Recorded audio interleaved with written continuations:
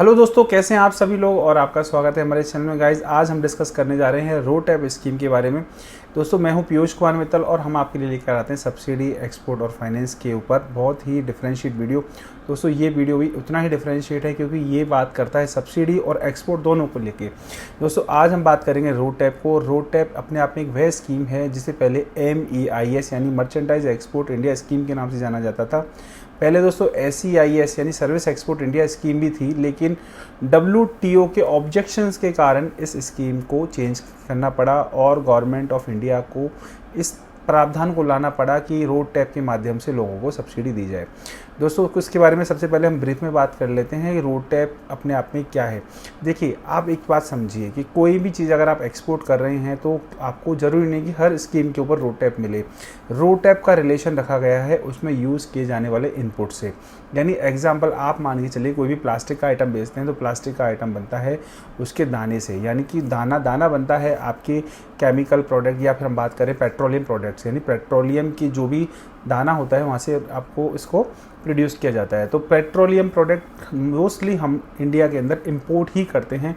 तो ऐसे केस में अगर पहले से कोई भी ऐसा एक्सपोर्टर जो अपने प्रोडक्ट के अंदर उस प्रोडक्ट का इस्तेमाल कर रहा है उसको मैन्युफैक्चरिंग में, जिस पे पहले कहीं ना कहीं इसमें कस्टम ड्यूटी का पेमेंट किया गया है, तो दोस्तों ऐसे केस में आपको क्या करना होगा, उस पर ड्यूटी ड्रॉबैक क्लेम करना होगा। अब बात करता हूँ एग्जांपल में, कुछ ऐसे प्रोडक्ट्स हैं जिनमें हम लोग कोई भी इंपोर्टेड इस्तेमाल नहीं करते। जैसे एग्जांपल है कुछ ऐसे हैंडीक्राफ्टेड प्रोडक्ट जहाँ पर किसी भी प्रकार का कोई भी इंपोर्टेड प्रोडक्ट यूज़ नहीं किया गया है।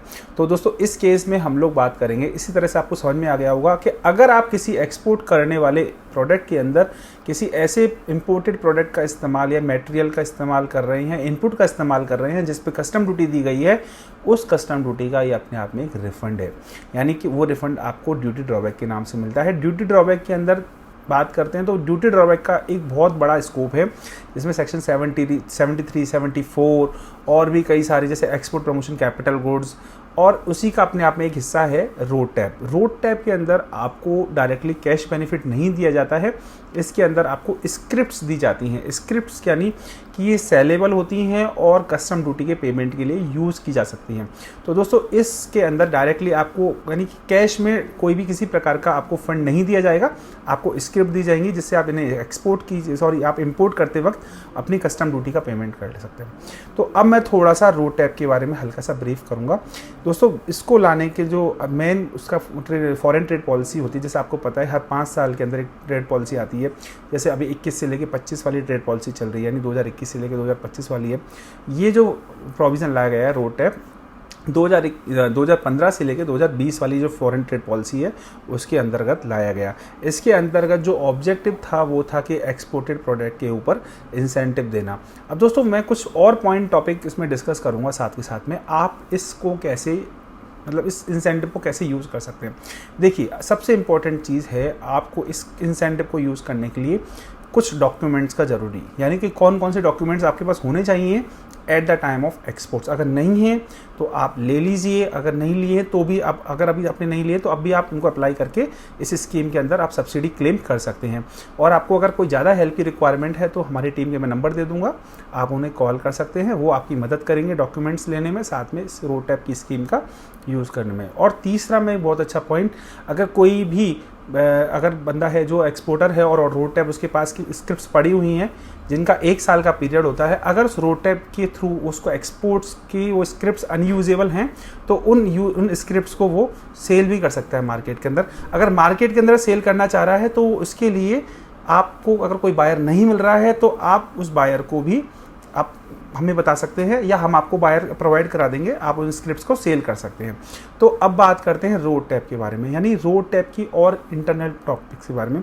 दोस्तों इसको कंट्री वाइज यानी कंट्री वाइज बांटा गया है और प्रोडक्ट वाइज बांटा गया है, क्योंकि जनरली क्या होता है कि इंडिया से हम लोग जो ज़्यादातर एक्सपोर्ट्स करते हैं वो वेस्टर्न कंट्रीज़ को करते हैं, जैसे कि USA है, कनाडा है, या मैक्सिको है, या साउथ अमेरिकन कंट्रीज़ हैं। तो आप देखेंगे कि कंट्रीज़ वाइज आपको रेट का डिफर मिलेगा। मैं कोशिश करूंगा कि आपको इसकी रेट का जो चार्ट है वो अटैच कर दूं। फिर दूसरा जो इंपॉर्टेंट टॉपिक है वो है इसकी कमोडिटी वाइज, यानी कि HSN कोड। आपको पता है कि एक्सपोर्ट्स है वो HSN के बेसिस पे ही काम करता है, यानी हार्मोनाइज सिस्टम ऑफ नॉमेनक्लेचर, यानी HSN कोड का फुल फॉर्म क्या है, हार्मोनाइज सिस्टम ऑफ नॉमेनक्लेचर।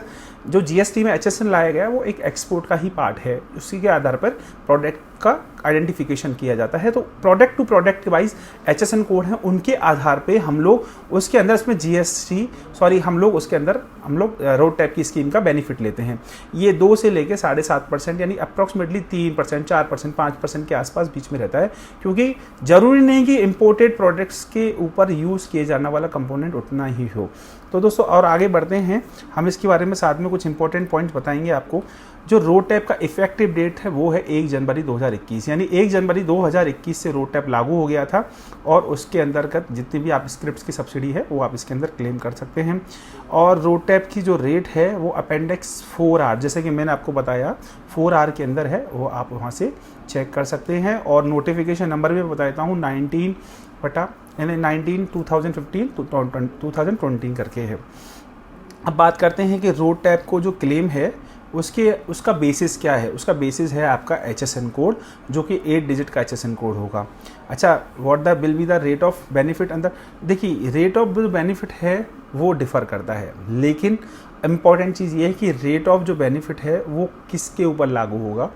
तो आप जो भी शिपिंग बिल फाइल करेंगे उसकी FOB वैल्यू, यानी फ्री ऑन बोर्ड है, उसकी वैल्यू के ऊपर ये लागू होगा।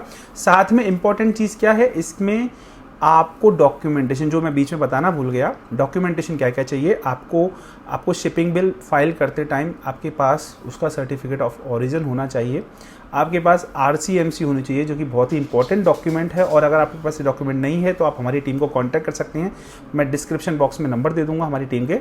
इसके अलावा आप जो भी RCMC है, RCMC आपको मिलेगी एक्सपोर्ट प्रमोशन काउंसिल से। इसके अलावा आपको जो RCMC लेनी है वो अपने प्रोडक्ट टू प्रोडक्ट के हिसाब से लेनी है। जैसे आप केमिकल से रिलेटेड तो केमिक्सल है, अगर आप हैंडीक्राफ्टेड से तो EPCG है, या आप अपने अगर और भी कोई प्रोडक्ट में डील कर रहे हैं तो उसके हिसाब से आप अपनी RCMC क्लेम कर सकते हैं, और उसके हिसाब से। और तीसरी चीज़, जब भी आप अपनी शिपिंग बिल फाइल करें तो शिपिंग बिल फाइल करते वक्त आपको ध्यान रखना है, इस सब्सिडी को आपको मेंशन करना है और क्लेम करना है। अगर नहीं है तो भी आप हमें पूछ सकते हैं, हम आपकी इसमें मदद करेंगे। आगे चलते हैं हम लोग। क्या रोड टैप ट्रांसफरेबल है? बिल्कुल ट्रांसफरेबल है। आपको लगता है कि मैं तो इंपोर्ट करता ही नहीं हूँ, मैं इसका यूज़ कैसे करूँ? आप इसे बेच सकते हैं, इसे ट्रांसफ़र कर सकते हैं। अगर आपके पास कस्टमर नहीं है तो आप हमारी टीम को बता सकते हैं, वो इसे ट्रांसफ़र करवा देंगे।